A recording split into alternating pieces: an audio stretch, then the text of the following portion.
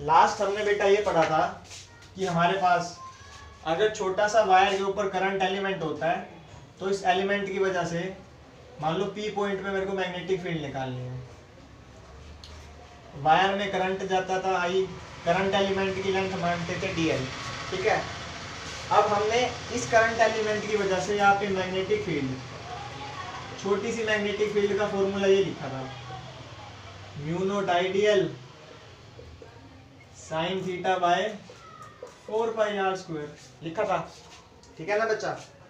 हमने ये भी सीखा था ये एक वेक्टर क्वांटिटी है, वेक्टर क्वांटिटी है तो उसका डायरेक्शन होगा, और डायरेक्शन देखो कैसे सीखा था, जिधर करंट जा रहा है करंट की डायरेक्शन में अपना थंब रखेंगे, अपनी उंगलियां घुमाएंगे, फिंगर्स को कर्ल करेंगे, जिस तरफ उंगलियां जाएगी वो मैग्नेटिक फील्ड की डायरेक्शन। जैसे अभी अंदर जा रही है तो अंदर की तरफ, क्रॉस से हम इनवर्स दिखाते थे,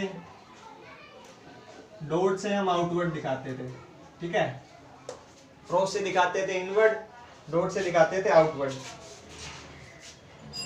अब ये क्रॉस और डॉट सिर्फ मैग्नेटिक फील्ड के नहीं होता बेटा, इससे आप करंट को भी दिखा सकते हो कि भाई करंट अंदर जा रहा है बाहर आ रहा है। डायरेक्शन निकालने का तरीका फिर से, जिधर आपका करंट जा रहा है अंगूठा करा, उंगलियां घुमाई, जिधर उंगलियां जा रही है वो हमारी मैग्नेटिक फील्ड की डायरेक्शन। एक तरीका और बताया था क्लॉक रूल, इस पॉइंट को घेरो जिस तरफ करंट जा रहा है वहां से, अगर क्लॉकवाइज बने, क्लॉकवाइज का मतलब होता है अंदर यानी कि साउथ, और एंटी क्लॉकवाइज बने अगर तो एंटी क्लॉकवाइज का मतलब होता है नॉर्थ यानी बाहर। जैसे मैं यूं खड़ा हूं तो मेरे सामने बाहर नॉर्थ, मेरे पीछे अंदर की तरफ साउथ, ठीक है। ये बात की थी। एक छोटी सी बात बतानी रह गई थी कि ये म्यू नॉट बाय 4 पाई क्या होता है। देखो बेटा यहाँ पे जो ये म्यू नॉट बाय 4 पाई होता है ना, इसकी वैल्यू होती है 10 की पावर -7। डायरेक्ट याद आनी चाहिए, हम क्वेश्चन में डायरेक्ट म्यू नॉट बाय 4 पाई की जगह 10 की पावर -7 डालते हैं। अब इसकी म्यू नॉट बाय 4 पाई की यूनिट बनाओ, मैग्नेटिक फील्ड की थी टेस्ला, ठीक है। एक लेंथ से एक लेंथ जाएगा तो टेस्ला मीटर पर एम्पियर, टेस्ला मीटर पर एम्पियर, ये आपकी इसकी यूनिट बनेगी म्यू नॉट बाय 4 पाई की। यहाँ पे फिर बच्चा पूछे म्यू नॉट क्या है स्पेसिफिकली, बेटा एप्सिलॉन नॉट होता था परमिटिविटी, ये होता है परमिएबिलिटी, बिल्कुल वैसा चैप्टर रिलेटेड है, परमिएबिलिटी ऑफ वैक्यूम। क्या होता है ये, परमिएबिलिटी ऑफ वैक्यूम। मीडियम की भी होती है, मीडियम के लिए म्यू एम आ जाएगा, बट वो काफी बाद में आता है, जब आएगा तब सीखेंगे। अभी के लिए म्यू नॉट बाय 4 पाई की वैल्यू ध्यान रखो, इसको उतारो, आगे बढ़ते हैं।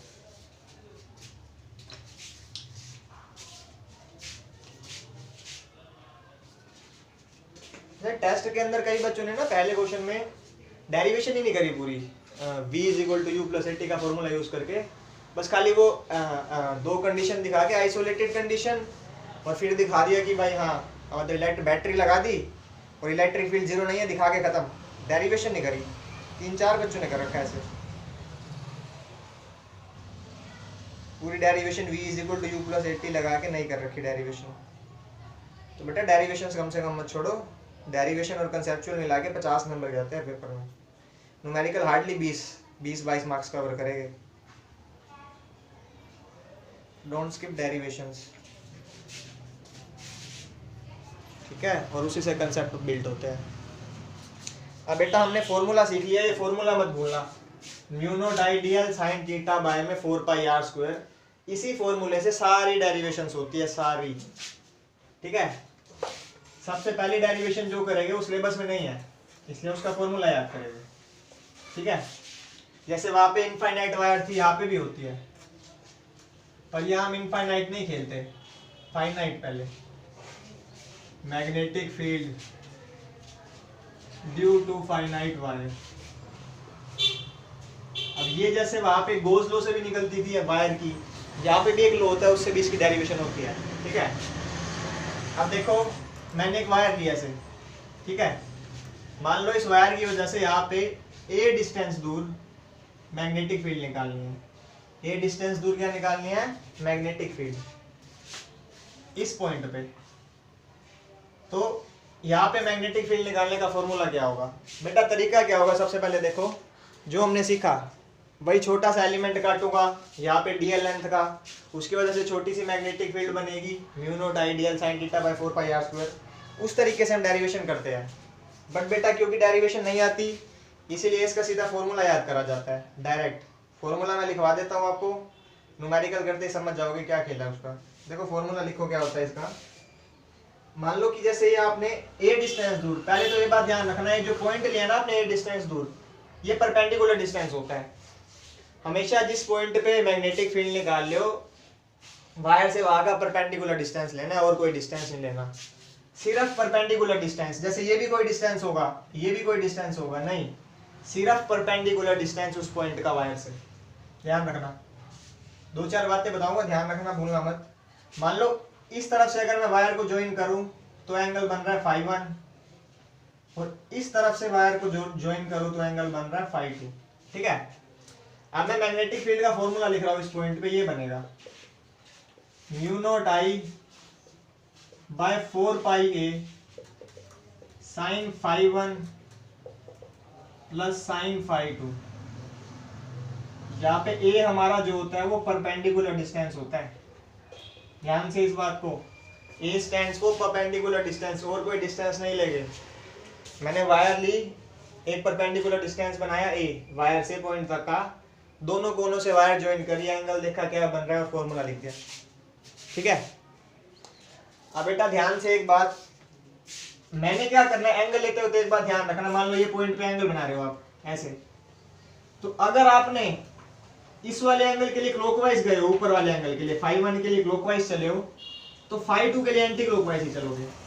आप कहोगे भैया ये क्या, ऑब्वियस है, हम इस पॉइंट पे जाएंगे तो क्लॉकवाइज जाएंगे, इस पॉइंट पे जाएंगे तो एंटी क्लॉकवाइज। पर इसी बात पे फंसाऊंगा, एक क्वेश्चन दिखाऊंगा जिसमें आपको पता ही लगेगा एंगल कितना बन रहा है। अभी तो देख के पता लग रहा है साफ साफ कितना बन रहा है, लेकिन एक ट्रिकी क्वेश्चन आएगा। तो इस बात को ध्यान रखना, अगर मैं सेंटर वाली लाइन से, परपेंडिकुलर डिस्टेंस वाली लाइन से वायर के एक कोने तक एंटी क्लॉकवाइज वाला एंगल बनाता हूं, तो दूसरे कोने से जो एंगल बन रहा है वहां पे क्लॉकवाइज जाऊंगा।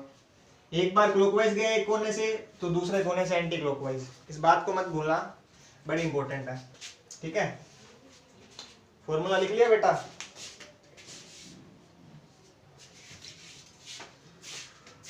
तो फॉर्मूला लिख, क्या बेटा? हाँ, mu naught I by 4 pi ए। इसी में क्वेश्चन बना देता हूँ, यही पे देखो, ये एंगल दे रहा है 45 डिग्री। ठीक है, इस वायर में आई करंट भी जा रहा है, करंट जरूर ले लेना, बिना करंट जाए वायर मैग्नेट का काम ही नहीं करेगी। ये एंगल भी 45 डिग्री दे रहा है। ठीक है, और ये डिस्टेंस, ये यहां से लेकर यहां तक का डिस्टेंस 10 मीटर दे रहा है। वायर में करंट दे रहा है 2 एम्पियर। आपको कह रहा है पी पॉइंट पे मैग्नेटिक फील्ड निकालो, मैग्नेटिक फील्ड एट पी। ये क्वेश्चन है बेटा, सिंपल बेटा, सारी वैल्यू सामने है, फॉर्मूले में डाल दो। म्यू नॉट बाय 4 पाई के लिए कुछ नहीं करना, सीधा सीधा 10⁻⁷ खत्म। ए की value perpendicular distance 10 metre, current 2 ampere, एक एंगल 45, दूसरा भी 45।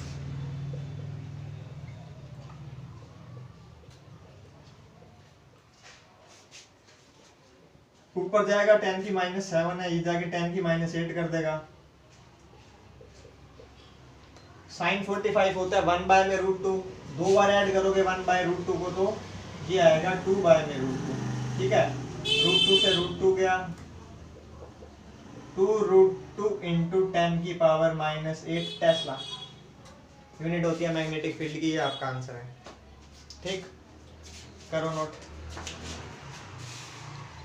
अब अगले 2 क्वेश्चन थोड़े ट्रिकी, मैथ्स आनी चाहिए बेटा अच्छे से अगले 2 क्वेश्चंस के लिए।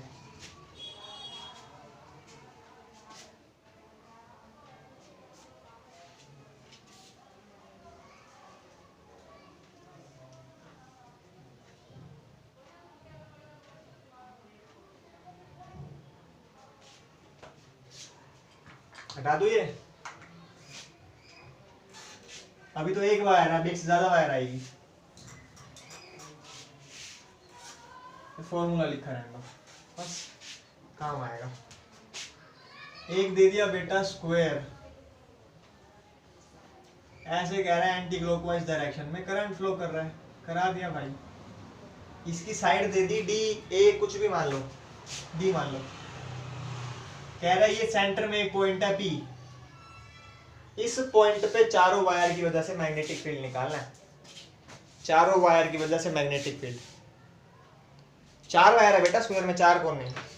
अब बच्चा करेगा ऐड करे माइनस करे, बेटा चारों की वजह से डायरेक्शन चेक करोगे पहले, डायरेक्शन सेम आ रही है तो ऐड करोगे, अपोजिट आ रही है तो माइनस करोगे, और 90 बन रहा है तो पाइथागोरस। जैसे देखो चेक करते हैं, इस तरफ करंट जा रहा है इस वायर की वजह से, अगर मैं अपनी उंगलियां घुमाऊं तो अंदर, ठीक है, इसकी वजह से नीचे जा रहा हूं अंदर, ऊपर वाली की वजह से देखो ऊपर से तो बाहर आऊंगा, लेकिन घूम के जब दोबारा इस पॉइंट पे जाऊंगा ना, घूम के इस पॉइंट पे, तो अंदर ही जाएगी।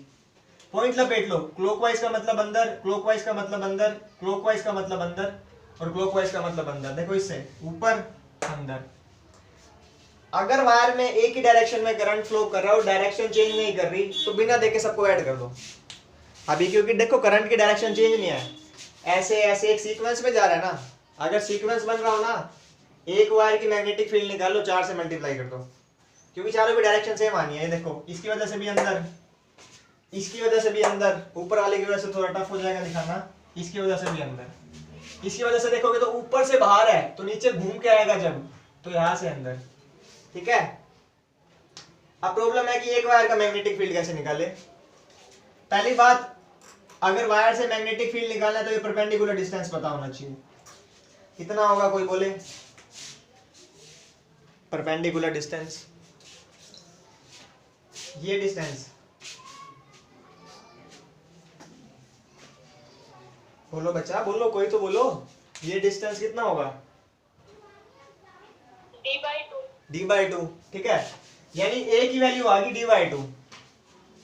करंट मान लो कुछ भी दे रहा है, करंट दे रहा है मान लो 2 एम्पियर दिया हुआ है, वैसे करंट मान लो I दिया हुआ है, कोई टेंशन नहीं है। सिर्फ φ1 φ2 की वैल्यू कितनी होगी?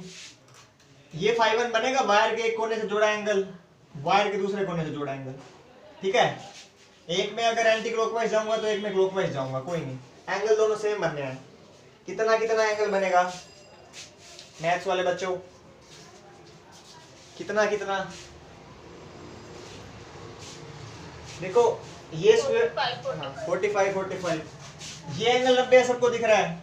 स्क्वायर के चारों कोने के एंगल 90 होते हैं, तो ये 45 होगा, तो ये भी 45, तो 90 45, तीनों एंगल का सम 180, तो 180 माइनस 135 45 डिग्री, ये भी 45 डिग्री। ये तो इजी क्वेश्चन था, हो गया। 4 पाई म्यू नॉट बाय 4 पाई की वैल्यू 10 की -7, करंट की जगह करंट, ए की जगह d/2, d/2 और साइन 45 प्लस में साइन 45, सिंपल। 2 को ऊपर ले गए,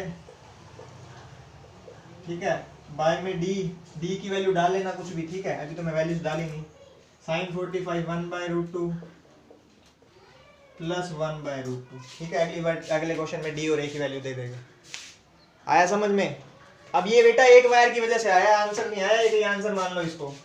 ये एक वायर की वजह से, ये हमने मान लो ए बी वायर की वजह से निकाला है, ये ABCD है, तो बेटा जो बी नेट होगा वो होगा 4 इंटू में एक वायर की वजह से, 4 इंटू में BAB, यानी इसको 4 से मल्टीप्लाई कर देना, आपका आंसर खत्म।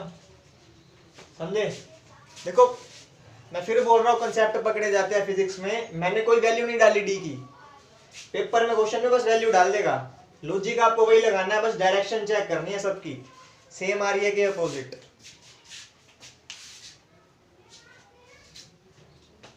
मैथ की कैलकुलेशन करे, एक दो बच्चों ने मैथ में बड़ी तगड़ी गलती कर रखी थी। इसने क्या कर रखा था, एक बच्चे ने ऐसे करा, x² की वैल्यू दी हुई थी 4 सामने, जैसे 4l², तो क्या करा उसने, x की वैल्यू 2l बननी चाहिए, बच्चे ने पता नहीं क्या करा था, x की वैल्यू √2x² कुछ लिख के चला गया था, √2l²। मैथ में बहुत बड़ी गलती करी थी, किसी बच्चे के टेस्ट में थी। हटाओ ये। अगला क्वेश्चन देखो बेटा, अगले क्वेश्चन में दे रहा है ट्रायंगल,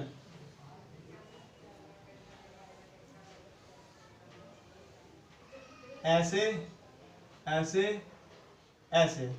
अब आई की वैल्यू ले लो भाई, 1 एम्पियर ले लो, ठीक है। अच्छा, और ये पॉइंट P, यहाँ पे मैग्नेटिक फील्ड मांग रहा है, साइड ले लो D, ले लो साइड को, D ले, कुछ ले, D ले लो, कोई बात नहीं, ठीक है। हमसे बोल रहा है इस पॉइंट पे मैग्नेटिक फील्ड, करो ट्राई। देखो आपको तो दिख रहा है करंट एक ऑर्डर में, एक की निकाल के 3 से ऐड करनी है, पर सारा झोली एक की निकालने का है। एंगल ढूंढना पड़ेगा, परपेंडिकुलर डिस्टेंस ढूंढना पड़ेगा।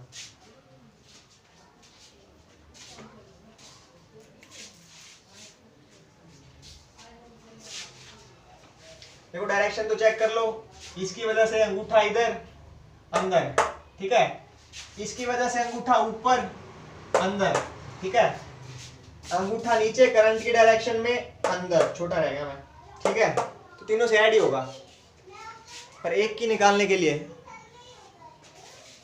चलो ये क्वेश्चन मैंने कराया हुआ है, किससे पूछे, इसकी मैथ अच्छी नहीं है थोड़ी, इससे पूछते हैं। चारू बेटा ये परपेंडिकुलर डिस्टेंस कितना होगा, देख ये वायर है, ये परपेंडिकुलर डिस्टेंस बनेगा, ये डिस्टेंस कितना होगा, ये सेंट्रोइड है,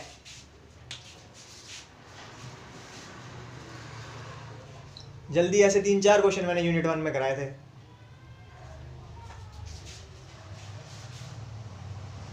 साइड डी है तो ये डिस्टेंस फटाफट कैलकुलेट कर। एक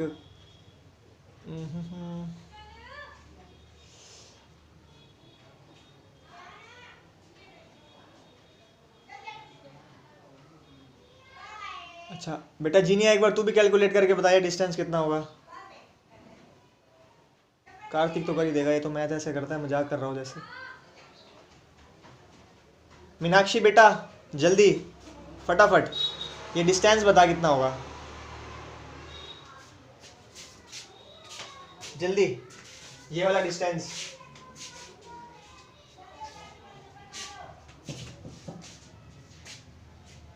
दे दो बेटा जवाब, गलत होगा कोई कुछ नहीं कहने वाला मैं। अगर कितना बेटा,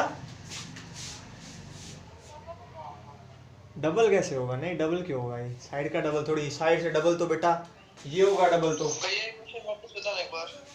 ये क्वेश्चन में बेटा देख करंट फ्लो कर रहा है, पहला लेक्चर देखा था, नहीं देखा होगा, करंट ऐसे फ्लो कर रहा है, इसमें इधर इसमें इधर इसमें इधर, इस पॉइंट पे मैग्नेटिक फील्ड बतानी है। एक सीक्वेंस में फ्लो करता है बेटा, सेम आती है, इसकी वजह से अलग मैग्नेटिक फील्ड बनेगी, इसकी वजह से अलग, इस वायर की वजह से अलग। 3 वायर होगी ना, एक AB होगी, एक BC होगी और एक CA होगी, तो एक ही वजह से निकाल के 3 से मल्टीप्लाई करना है। अब प्रॉब्लम ये है, फॉर्मूले के अंदर हमको परपेंडिकुलर डिस्टेंस लेना होता है, ये परपेंडिकुलर डिस्टेंस है, ये निकालना पड़ेगा D की टर्म्स में, क्योंकि D गिवन है, ठीक है। दूसरा ये एंगल निकालना पड़ेगा जो वायर के एक कोने से और वायर के दूसरे कोने से बन रहे हैं। देखो मैं बता देता हूँ जिसको इजी तरीके से सीखना, नहीं तो वैसे तो डायगोनल वाला D/√3, ठीक है। मीनाक्षी ने तो जवाब नहीं दिया, ये किसी और की आवाज थी, किसने दिया जवाब, तन्नू। तन्नू देना नहीं था ना बेटा, तू तो कर देती। ये देखो मेरी बात सुनो, ये एंगल 60 बनता है पूरा, ये 60, तो ये 30 बनेगा, ये बचा हुआ आधा 30 बनेगा। हमको ये वाली साइड निकालनी है, ये वाली साइड, ठीक है। पूरी साइड हमको D दी हुई है, अगर ये पूरी D दी हुई है, देखो ये तुमको जो मीडियन होता है ऐसे बाइसेक्ट करता है आधे में एग्जैक्ट, ये पूरी D है तो आधी D/2, ये D/2 है, ठीक है।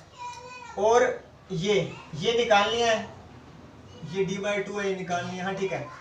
कौन सा यूज करो, देखो ये वाली साइड निकालनी है, ये D/2 है, यानी थीटा के सामने परपेंडिकुलर ये बेस, टेंजेंट थीटा यूज कर लूं, tangent 30 is equal to perpendicular, इसको P है तो इसको D बोल दूं, PD बाय में बेस BD, PD की वैल्यू निकालनी है, बेस कितना है D/2, सामने टेंजेंट 30, टेंजेंट 30 की वैल्यू होती है sin 30 1/2 1/√3, ठीक है। D/2 यानी 2 ऊपर चला जाएगा, गलत कर गया मैंने, कुछ गलत करा गया मैंने। साइन 30 90 60, अरे मेरी तो ये नहीं आई। dy में √3 आई है ना, एक सेकंड, अगर पूरा होता है 2√3 आई है ना, ठीक है। फिर यहाँ से PD की वैल्यू आएगी dy में 2√3, समझे? यानी ये परपेंडिकुलर डिस्टेंस तो dy में 2√3 आ गया। एंगल कितना होगा? एंगल लूपी का एंगल बताइए कितना होगा ये एंगल? 120। बेटा किससे पूछा है? जिससे पूछा प्लीज वही बोले। ये पूरा 120 है तो आधा 60, आधा 60, ठीक है। 60 बन गया, यानी फॉर्मूले के अंदर वैल्यू डाल दो, बस खत्म हो गया। अब वैल्यू तो डालनी है। μ0/4 की वैल्यू फिर से 10 की -7। परपेंडिकुलर डिस्टेंस होगा आपका dy में 2√3, dy में 2√3। एक एंगल 60, दूसरा भी 60, कर दो सोल्व, आंसर आ जाएगा। साइन 60 की वैल्यू होती है √3/2। डी की वैल्यू कुछ गिवन होगी वो डाल लेना, √3/2 √3/2 कर लेना बेटा। इसके बाद तो सोल्व ये कर देते हैं। चलो तो एलसीएम आएगा 2√3 × 10 की -7, ऊपर आएगा, नीचे 2 एलसीएम आएगा √3 + √3 2√3, 2 से गया 2, √3 × √3 3 2 3 = 6, यानी 6 × 10 की पावर -7 टेस्ला। ये बेटा आंसर है, ठीक है। समझिए कैसे करने हैं, आसान क्वेश्चन है, इससे कोई प्रॉब्लम नहीं होती।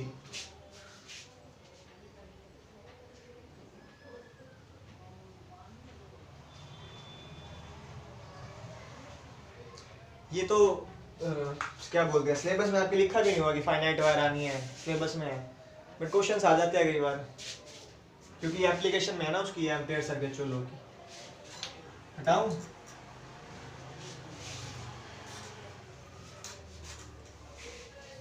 ध्यान से बेटा, अगला क्वेश्चन बड़ा इंपॉर्टेंट। ये वायर करंट जा रहा है 2 एम्पियर, वायर के सामने ये रहा P पॉइंट, इस P पॉइंट पे मैग्नेटिक फील्ड बताना है।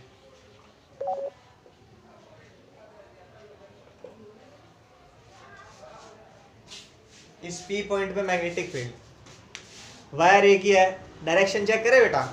देखो समझाता हूँ, इसका सीधे सीधा आंसर याद करेंगे। देखो डायरेक्शन, इस तरफ अंगूठा, जिस तरफ करंट है उस तरफ मैंने थंब रखा, या बनाया तो मेरा अंगूठा इतना ऊपर जा नहीं रहा, ऐसे ये थंब रख दिया। अब मेरे को उंगलियां घुमानी है उसकी डायरेक्शन में, P पॉइंट की डायरेक्शन में। अब थंब ऐसे है, मैं उंगलियां कैसे घुमाऊं? देखो थंब ऐसे है इस तरफ, उंगलियां उधर जा ही नहीं रही उस तरफ। अगर उंगलियां उधर लेके जाए तो थंब ऊपर होता है। देखो उंगलियां उधर जाएगी नहीं, उस तरफ उंगली मेरी जाएगी नहीं, फिंगर्स कर्ल ही नहीं करेगी। ये वाला जो पॉइंट है ना बेटा, एक्सिस पे आ रहा है। कहाँ पे आ रहा है? एक्सिस पे। आप एक साइड से एंगल देखो 0 डिग्री, दूसरी से भी देखोगे, देखो कनेक्ट करो इसको, एंगल दोनों बार 0 बनने वाला है। तो यानी इस पॉइंट पे साइन 0 की वैल्यू 0 डालोगे तो P पॉइंट पे मैग्नेटिक फील्ड 0 आएगी। इस क्वेश्चन के ऊपर कंसेप्ट लिख लेना और वेरी इंपॉर्टेंट डाल लेना इसके ऊपर। बड़ी इंपॉर्टेंट बात है बेटा, अगर आपकी वायर उसी पॉइंट से पास कर रही है जिस पॉइंट पे आप मैग्नेटिक फील्ड निकाल रहे हो, तो हमेशा 0। If a wire is passing through a point on which we are calculating magnetic field, then it is always 0। always बेटा, बड़े सारे क्वेश्चंस में ये बात हेल्प करेगी, ध्यान रखना।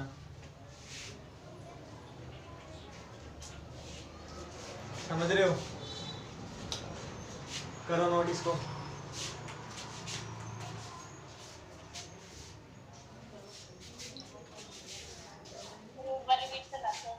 क्या बेटा? बेटा जब भी वायर जब भी वायर पॉइंट से पास करी हो ना, जिस पॉइंट पे मैग्नेटिक फील्ड निकालनी है, देख पॉइंट से पास कर रही है वायर, सीधी लेके जा, तो मैग्नेटिक फील्ड हमेशा 0। देख दोनों तरफ से एंगल चेक कर, 0 डिग्री बनेगा बेटा, साइन 0 0 होता है।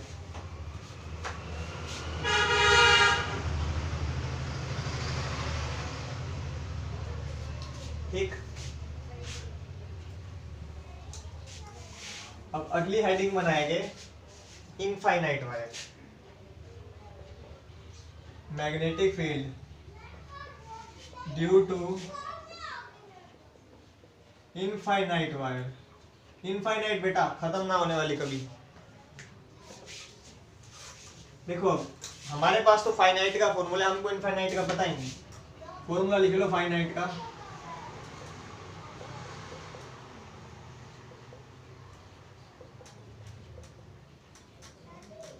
इनफाइनाइट वायर बनाओ।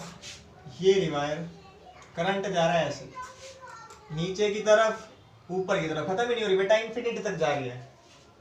मान लो ये रहा पी पॉइंट जहां पे मैग्नेटिक फील्ड निकालनी है, ए डिस्टेंस दूर, परपेंडिकुलर डिस्टेंस लेना, हमेशा याद रखना। अब प्रॉब्लम ये है, जब मैं फॉर्मूला लगाने जाऊंगा, ओके ये तो है इनफाइनाइट वायर के लिए, φ1 φ2 की वैल्यू कितनी होगी? देखो लॉजिकली तो ये φ1 बनना चाहिए, ये, और ऐसे ये φ2, पर बेटा ध्यान से देखो इनफाइनाइट वायर है, इनफाइनाइट मतलब देखो अगर यहाँ पे पॉइंट बनता है ये पॉइंट, तो मेरा एंगल ऐसे बनता है, ये मेरे हाथ और इस लाइन के बीच का एंगल।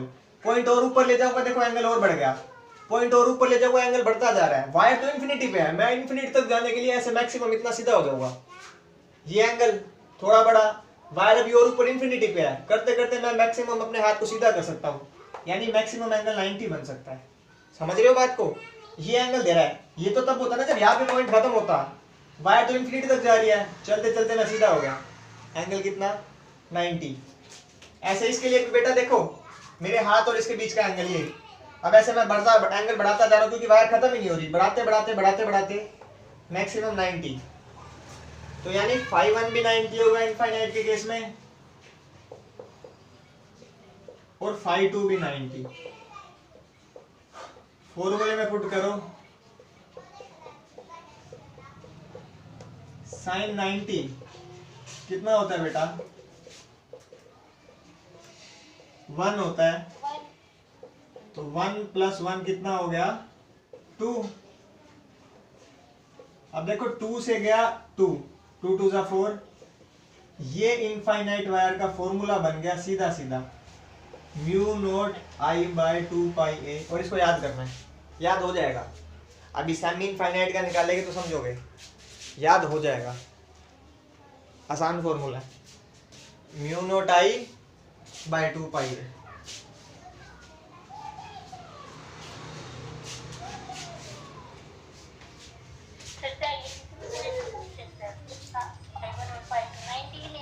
हाँ बेटा 90 ही होगा, इनफाइनाइट पे है ना भाई, इन्फिनिटी पे है वायर। ये देख एंगल बढ़ाता जा रहा हूँ, बढ़ाता जा रहा हूँ, वायर खत्म ही नहीं हो रही हो, मैक्सिमम सीधा होगा, इससे ज्यादा कहाँ जाऊंगा? वायर तो इन्फिनिटी तक है, उल्टी डायरेक्शन में थोड़ी जाएगी, तो मैक्सिमम कहाँ तक जा सकता हूँ? 90 डिग्री सीधा, इससे ऊपर कहाँ जाऊंगा? ठीक है,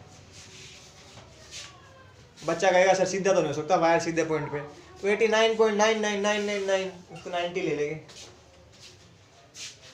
ठीक, ऐसे ही अब इनफाइनाइट की जगह लिखो semi infinite. Semi infinite it means एक तरफ तो खत्म नहीं हो रही, पर एक तरफ खत्म होगी, यानी इस तरफ मान लो खत्म होगी। देखो ये φ2 एंगल है, अब वायर इसी पॉइंट पे खत्म है, ये एंगल घटते घटते घटते घटते देखो मान लो 30 है, घटा 15 10, घटते घटते अगर मैं यहाँ पे आ गया तो ये वाला एंगल 0 हो गया, क्योंकि वायर एक तरफ खत्म होगी। सेमी इनफाइनाइट में एक एंगल 0 और दूसरा फिर वही अपना बढ़ते बढ़ते बढ़ते बढ़ते 90, यानी एक 90 होता है और एक 0 डिग्री। सेमी इनफाइनाइट में एक 90 और एक 0 डिग्री, साइन 0 0 होता है बेटा, तो ये आएगा साइन 91, 1 + 0 1 होता है, और ये अब 2 से 2 कटेगा नहीं, ये 4 ऐसे कैसे रहेगा, तो यानी फॉर्मूला बन गया μ0I/4πa। इनफाइनाइट वायर के लिए 2πa, ठीक है, इनफाइनाइट के लिए क्या था 2 पाई ए, सेमी मतलब उसका आधा, यानी 2 से डिवाइड करो, 2 2 जा 4, automatically mu naught I by 4 pi ए बन गया। खाली इनफाइनाइट का याद रखो, सेमी का ऑटोमेटिकली हो जाएगा। समझ रहे हो बात को?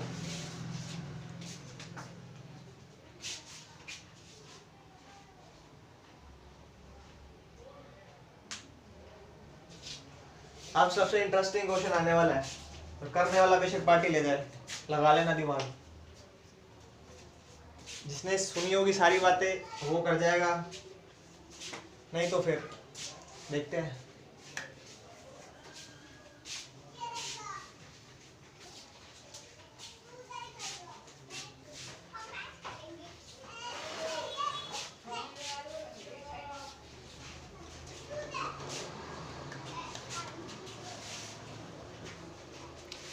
देखे बेटा क्वेश्चन अगला,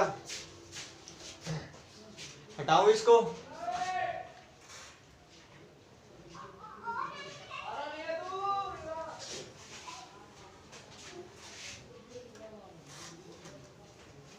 ध्यान से देखना क्वेश्चन, क्वेश्चन फाइनाइट वायर में इनफाइनाइट में नहीं होगा। लॉजिकल बड़ा अच्छा क्वेश्चन है। क्वेश्चन कुछ ऐसे दिया हुआ है, देखो कह रहा है एक वायर है, ये रही वायर, ठीक है, कह रहे करंट जा रहा है आई, कह रहे ये रहा पी पॉइंट, ये पी पॉइंट, ठीक है, और एक यहां से जोड़ रखा है इसको ऊपर से, ठीक है, ये डिस्टेंस दिया हुआ है डी, ये वाला डिस्टेंस बेटा, ठीक है, और ये बोल रहा है कि ये वाला एंगल, ये वाला एंगल 30 है और ये अंदर वाला एंगल 60 है। 30 डिग्री और अंदर वाला 60 डिग्री, ये पूरा, ठीक है। कह रहा है पी पॉइंट पे मैग्नेटिक फील्ड, पी पॉइंट पे मैग्नेटिक फील्ड। लगा लो दिमाग बेटा, ले लो 2 मिनट 4 मिनट आराम से। लास्ट क्वेश्चन ये है आज का, देखना फॉर्मूला लिख देता हूँ, या शायद एक क्वेश्चन नोट कर ले इसके बाद। Mu naught I by 4 pi a sine phi 1 plus में साइन फाई 2। अब प्रॉब्लम ये है इस वायर के लिए, पहले तो आपको परपेंडिकुलर डिस्टेंस ढूंढना है, दिख ही नहीं रहा परपेंडिकुलर, वायर के सामने ही पॉइंट ना है। दूसरी बात फाई 1 फाई 2 ढूंढना है। जो बच्चा सोच रहा है कि सर फाई 1 फाई 2 तो गिवन है, 30 और 60, बेटा बिल्कुल गलत। 30 60 दिख रहा है, पर बेटा जो दिखता है वो होता नहीं है, और जो होता है वो दिखता नहीं है, और जो दिखता भी है होता भी है, वो फिजिक्स होती है, ठीक है। ये 30 ये 60, मेरे को कोई भी एक बच्चा, तनु ट्राई कर ले बेटा, एंगल बता दे कितने कितने बनेंगे, और परपेंडिकुलर डिस्टेंस भी बता दे। Sir perpendicular distance √3d/2। √3d/2, रुक चेक करने दे, ऐसे कैसे बता दूं।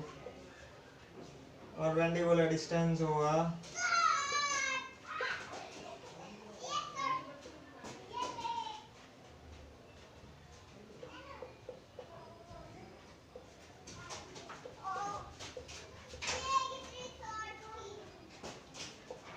कितना बोला है, √3d/2। ठीक है। एंगल बता दे फटाफट।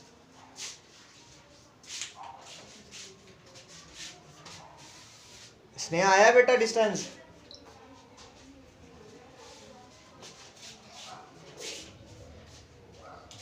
स्नेहा, कार्तिक, कार्तिक बेटा ओपन। 60 और 300। 60 और 300, 300 हाँ हो सकता है, ठीक है। 60 और 300 तक 60 और 300 नहीं आएगा बेटा, 300 तो शायद गलत होगी, 1 मिनट।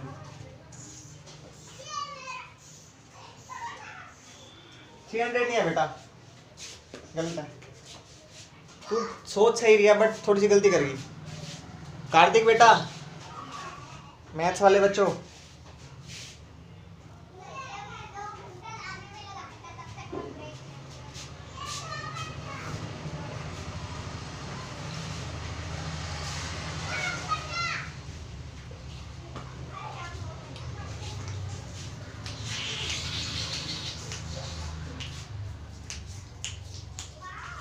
लूपिका बैठी है क्या?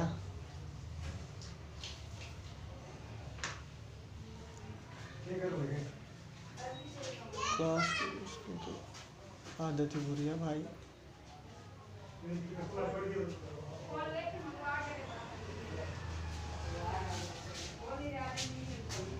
आया बेटा किसी का? स्नेहा बेटा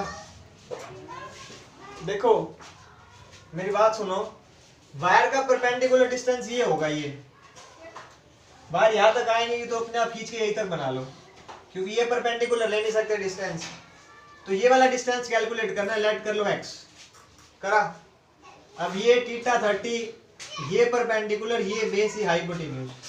d गिवन है, d की टर्म्स में निकालेंगे, यानी थीटा पर बेस बाय हाइपोटेन्यूज cos 30 से आएगा। बेस है x, हाइपोटेन्यूज है d।